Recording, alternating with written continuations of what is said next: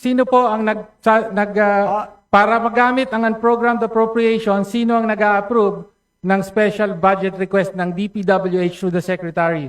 Ang Department of Budget and Management po. Ang Department of Budget and Management, tama po ba yun? Tama No? po. Final answer? Tama po. Yes. Pero sabi po, if we go to section 35, chapter 5, book 6 of EO number 292, let me just read it. Section 35, special budget for lump sum appropriations.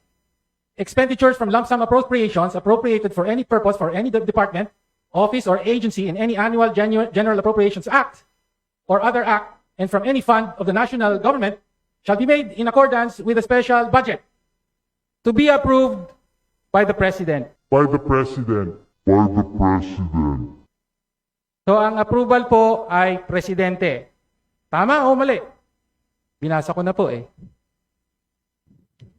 Well, yes, tama. Tama po. So in other words, ayon na po rito, Your ang Honorable- nag-approve po ng lahat ng mga proyekto sa unprogrammed appropriations ay ang Presidente mismo. Madam Speaker, let me then wind up. No? Ang sabi po ng palasyo na wala pong role ang Presidente sa issue ng flood control. No? Hindi siya involved sa corruption.